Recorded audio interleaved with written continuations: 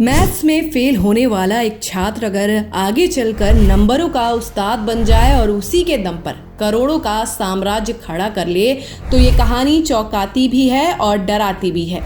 अशोक खरात की कहानी कुछ ऐसी ही है, जहां पढ़ाई में कमजोर माने गए एक व्यक्ति ने लोगों की कमजोरियों को अपनी ताकत बना लिया। 28 नंबर पाने वाला ये शख्स बाद में खुद को न्यूमरोलॉजी का महारथी बताने लगा और हजारों लोगों को अपने तांत्रिक फॉर्मूलों के जाल में फंसाता गया। उसी की बातों में ऐसा असर था कि बड़े बड़े कारोबारी और नेता तक उसके सामने झुक जाते थे।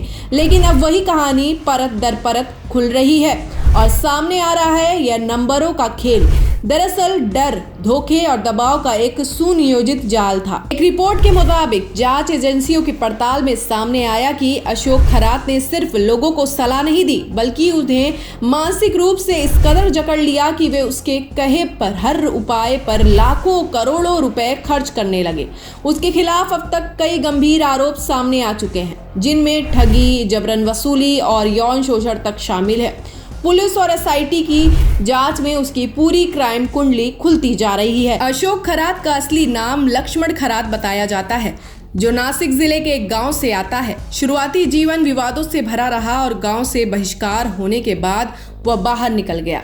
कुछ समय विदेशों में बिताने और खुद को कैप्टन बताने के बाद उसने अपनी नई पहचान बनाई। 10वीं में मैथ्स में सिर्फ 28 नंबर लाने वाला यही शख्स बाद में न्यूमरोलॉजिस्ट बन गया और दावा करने लगा कि वह लोगों की किस्मत बदल सकता है। नासिक लौटने के बाद 1990 के दशक में उसने ज्योतिष और तांत्रिक क्रियाओं का काम शुरू किया। शुरुआत में छोटे स्तर पर काम करने वाला खरात धीरे धीरे बड़े क्लाइंट्स तक पहुंच गया। खासकर रियल एस्टेट और बिजनेस से जुड़े लोगों को उसने अपने जाल में फंसाया।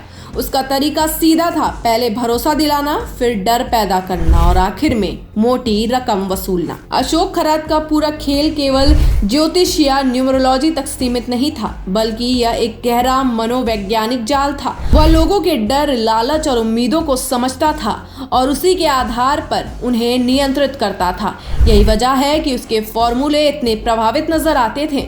उसके खिलाफ दर्ज मामलों में यह भी सामने आया कि कई लोगों ने उससे छुटकारा पाने की कोशिश की, लेकिन वह उन्हें डराकर अपने प्रभाव में बनाए रखता था। जान का खतरा और बुरा समय जैसे शब्द उसके सबसे बड़े हथियार थे। अब एसआईटी की जांच में उसकी पूरी क्राइम हिस्ट्री खंगाली जा रही है। ये मामला सिर्फ एक व्यक्ति का नहीं, बल्कि उस सिस्टम का भी आईना है, जहां अंधविश्वास और डर का फायदा उठाकर लोग दूसरे का शोषण करते हैं। ब्यूरो रिपोर्ट, तहलका इंडिया न्यूज़, लखनऊ।